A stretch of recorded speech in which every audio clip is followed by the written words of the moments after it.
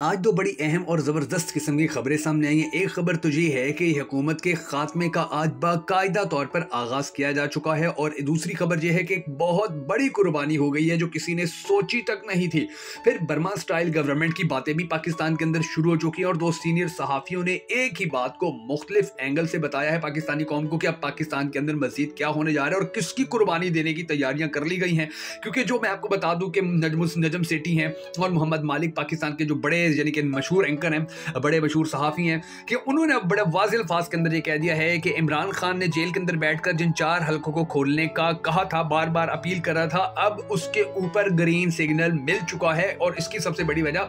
पसे पर्दा जो सियासी मुलाकातें हैं वो हैं। नजम सेठी तो बार बार तो ये भी कहते हैं कि जी नूर आलम का जो हलका है वो सिर्फ एक ही बचेगा नून लीग के पास, बाकी सारे हलके नून लीग के हाथ से चले जाएंगे। और उनके अंदर जो सबसे बड़ी बात है वो ये है कि नवाज शरीफ का हलका भी चला जाएगा, नवाज शरीफ के पास भी उसकी सीट बाकी नहीं रहेगी, ओन चौधरी की भी छुट्टी हो जाएगी। यानी अब फैसला हो चुका है और यकीन जानिए कि नवाज शरीफ को गेम से आउट करने के लिए सिर्फ एस्टेब्लिशमेंट नहीं है, सिर्फ पाकिस्तान के बड़े लोग नहीं, बल्कि उसके अपने घर के लोग भी बड़ी कोशिश कर रहे हैं कि इसे किसी न किसी तरह गेम से आउट कर दिया जाए। और अब अंदाजा लगाइए कि नवाज शरीफ बेचारे का कितना बुरा अंजाम हुआ। यानी कि पहले जरदारी को वोट दिलवाया नवाज शरीफ के हाथ से, फिर बड़ी शेर की जगह उकाब के निशान के ऊपर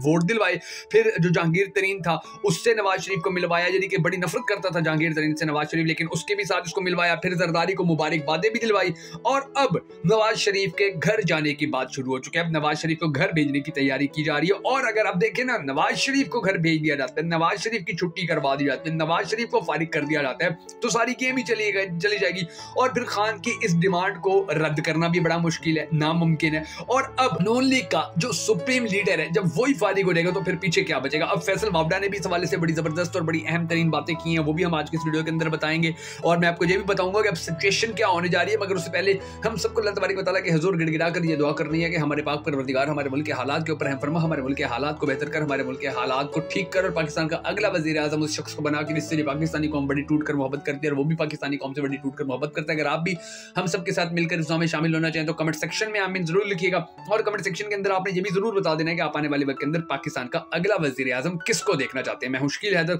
और आप देख रहे हैं आपका मोस्ट फेवरेट चैनल बगा फैक्ट्स। अब नाज़रीन करामी, जो सिचुएशन बनी हुई है, जो हालात बने हुए हैं, मैंने आपको पहले बताया। फैसल वावड़ा की मैं आपको बात बता देता हूं कि फैसल वावड़ा कितनी मर्तबा कह चुका है जी ये जो अब नई हुकूमत बनी है ये 6 महीने भी अपने पूरे नहीं कर पाएगी, 6 महीने से पहले ही चली जाएगी। और फिर आप ये भी देखेंगे ये कौन सी नई हुकूमत है, यानी कि वही वजीर हैं, वही जो निगरान हुकूमत के अंदर थे, वही पिछली पीडीएम हुकूमत के अंदर थे, वही सारे लोग दोबारा लाए जा रहे हैं और उनसे ही हुकूमत बनाई जा रही है। फिर आज जो है आसिफ अली जरदारी हैं, बाकायदा तौर के ऊपर वो अपने ऑफिस के अंदर, अपने दफ्तर के अंदर जाना शुरू हो चुके हैं। मतलब ये कि अब जो सफदर अली खान ने भी कहा था, यानी कि मंसूर अली खान ने भी कहा था, सफदर अली खान ने भी, इन्होंने भी कहा था, पाकिस्तान के बड़े मायनाज एंकर हैं, कि जी जो शेर है वो तीर के ऊपर खड़ा हुआ है। यानी कि जरदारी के पास ताकत है कि जब दिल चाहेगा एतमाद का वोट लेने का ऐलान कर देगा और इनसे 171 नंबर पूरे होने नहीं है और इनकी हुकूमत चुटकी के अंदर चली जाएगी। यानी कि अब जो उल्टी गिनती है बाकायदा तौर के ऊपर वो शुरू हो चुकी है। अब इसके बाद मैं आपको ये बताता हूँ कि फिर कल जो पीटीआई ने एहतजाज किया और वो एहतजाज जो है जिस तरह से वायरल हुआ, उस एहतजाज के अंदर जिस तरह से बड़ी तादाद के अंदर लोग आए, तो उसने भी इनको बड़ा परेशान कर दिया है, बड़ी टेंशन दे दी है। और अब उनके खिलाफ जो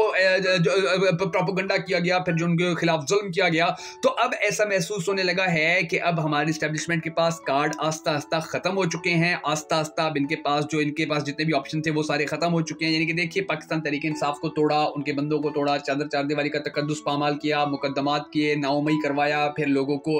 और मुकदमात में फंसाया, फिर पाकिस्तान तहरीक इंसाफ की कंपेन के ऊपर पाबंदी लगाई गई, फिर उनके जो MNAs MPs के उम्मीदवार थे उनके कागजात नामजदगी छीने गए, फिर उनको कंपेन करने से बिल्कुल रोक दिया गया, फिर इलेक्शन डे के ऊपर इंटरनेट बंद कर दिया गया, फिर जो इलेक्शन के रिजल्ट्स थे वो लेट कर दिए गए। आज भी देखें आपके जो इलेक्शन कमीशन है उसकी वेबसाइट के ऊपर फॉर्म 43 आज भी शाया नहीं किए जा सकें, आज भी नहीं लगाए जा सकें। तो ये जो सारे मामला थे, ये सारे कार्ड थे, अब ये सारे कार्ड खेल लिए गए हैं। अब इनके बाद अब इनको दोबारा रिवाइज नहीं किया जा सकता। ये जितनी भी चीजें हो चुकी हैं, जितने भी मुकदमात किए गए हैं, जिस तरह से भी जो वाकयात बनाए गए हैं, अब उनको दोबारा रिवाइज नहीं किया जा सकता, क्योंकि पहले ही ऑलरेडी बड़ी बदनामी हो चुकी है, ऑलरेडी पहले ही काम बड़ा खराब हो चुका है, ऑलरेडी पहले ही जो लोग हैं वो बड़े मुतनफिर हो चुके हैं। अब देखें मीडिया के साथ क्या कुछ हुआ। मीडिया ने जितना भी झूठ बोला, जो भी 2 नंबरी करते रहे, पाकिस्तानी कौम ने रिजेक्ट कर दिया है। पाकिस्तानी कौम अब वैल्यू ही नहीं देती है, पाकिस्तानी कौम अब औकात ही नहीं देती है हमारे मीडिया को कि ये जो मर्जी कहते रहे, जिस तरह से मर्जी करते रहे, इनको कोई यानी कि बड़े बड़े सहाफ़ी जो थे, बड़े बड़े मायानास एंकर जो थे,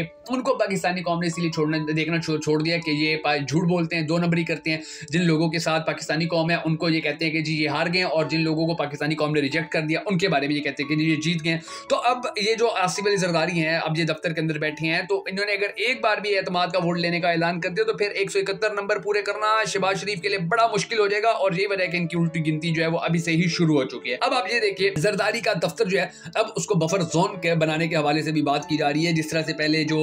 पाकिस्तान के जरदारी से पहले जो सदर थे आरिफ अलवी, उनके बारे में कहा जाता था कि जी उनके दफ्तर के अंदर बैठकर बड़े मज़ाकरात भी होते थे, बड़ी बातचीत भी होती थी, बड़े उधर बैठकर एक दूसरे के मसाइल भी सुने जाते थे। तो अब जो आसिफ अली जरदारी है, इसके दफ्तर को भी बफर जोन बना दिया जाएगा कि यहाँ पर जो जितने भी मज़ाकरात हैं वो सारे होने हैं, जितनी भी बातें हैं वो सारी होंगी। और फिर दूसरी तरफ अब ये देखिए कि सुहेल वड़ाइट साहब ने भी लिख दिया है अपने जो उनका आर्टिकल तो उसके अंदर कि जी अब बर्मा स्टाइल हुकूमत पाकिस्तान के अंदर आ सकती है, कि बर्मा स्टाइल की हुकूमत जो होगी वो पाकिस्तान में होगी। और बर्मा स्टाइल की हुकूमत के बारे में मैं आपको बता दूं कि बर्मा स्टाइल का मतलब ये है कि फौजी हुकूमत पाकिस्तान के अंदर होगी। अब देखिए वहाँ की जो सबसे ज्यादा मकबूल तरीन लीडर थी उसको तो 3 साल हो गए जेल में फेंका हुआ है, तो वहां पर चाइना उनको मदद कर रहा है उनकी फौज को। तो जितने भी वहाँ की फौज है वो सारी ही अपने मुल्क को खुद ही चला रही है, अपने मुल्क के अंदर वो सारे मामला खुद ही कर रही है। और अब यहाँ पर भी जो जिस तरह से एहतजाज करने वालों के खिलाफ एक्शन लिया जा रहा है, जिस तरह से उनको टॉर्चर किया जा रहा है, जिस तरह से उनको तोड़ा जा रहा है, तो यही कहा जा रहा है कि पाकिस्तान के अंदर भी फिर बर्मा स्टाइल की हुकूमत आ जाएगी। और यहाँ पर फिर जो एहतजाज है, सड़कों पर आने वाले लोग हैं, उन्हें किसी सूरत भी बर्दाश्त नहीं किया जाएगा। और देखिए कि कितना बुरा कर रहे हैं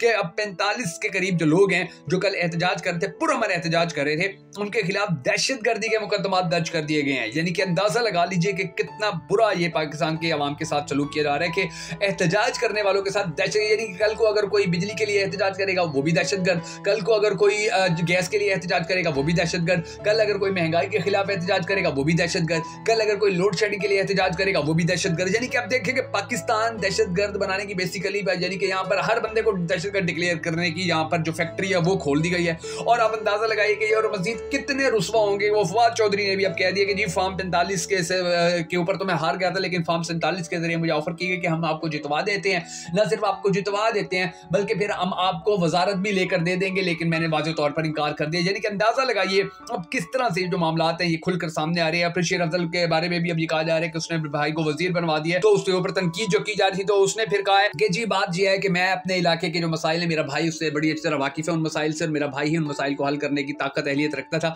इसलिए मैंने उसको अपना वजीर बनवाया। हालांकि वहां पर और भी बड़े बड़े अच्छे लोग थे, बड़े पढ़े लिखे, बड़े सुलझे हुए लोग थे कि जो मसाइल हल कर सकते थे, जो मसाइल हल करने की अहलियत रखते हैं, काबिलियत रखते हैं, एबिलिटी रखते हैं, जिनको ये पता है कि मसाइल किस तरह से पैदा होते हैं और उनको हल करने के लिए क्या कुछ करना पड़ता है, क्या काम किया जाता है। तो ये जो सारे मामला थे, इन सारे मामला को भी देखते हुए जो सिचुएशन है अब वो पाकिस्तान के ऐसे लगने लगा है कि ये जो हालात हैं ये बड़ी तेजी से तब्दील होने जा रहे हैं। इन हालात के तब्दील होने का जो मंजर है वो पूरी पाकिस्तानी कौम अपनी आंखों से देखेगी, और सिचुएशन जो है अब वो नून लीग के लिए बड़ी गंभीर हो चुकी है। अब ये देखें ना कि पूरे सोशल मीडिया के ऊपर मरियम नवाज को टिकटॉकर वजीर आला कहा जा रहा है कि जी ये तो टिकटॉकर वजीर आला है कि जो मुसलसल अपनी वीडियोस बनवा रही है, चाहे स्कूल जाती है, चाहे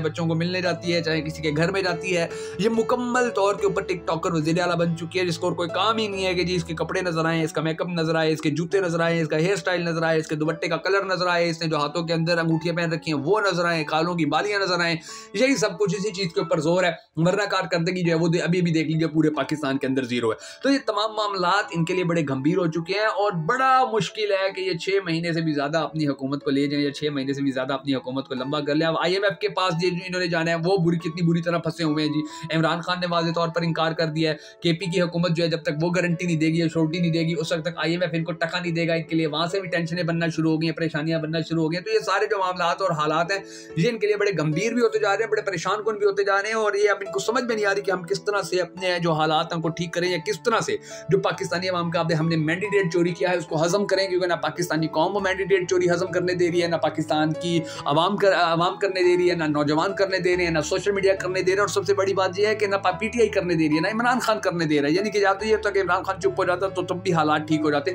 लेकिन इनके लिए मामला अब मजीद गंभीर से गंभीर तरीके होते जा रहे हैं और इनके लिए बड़ा मुश्किल है कि ये पाकिस्तान को अब आगे लेकर जाए या पाकिस्तान के अंदर जो मौजूदा हालात है नहीं कोई बरकरार रख सके। अभी आप देखिएगा हफ्ते के अंदर जो महंगाई का तूफान आएगा, बेरोजगारी का तूफान आएगा, जो मसाइल का तूफान आएगा, तो उनसे निपटने की फिर अहलियत अगर कोई ये सोचता है मरियम नवाज के अंदर है तो वो बड़ा गलत सोचता है। और फिर इन सारे हालात के अंदर इनकी जो हुकूमत है उसके दिन देखिएगा कि कैसे गिने गए हैं।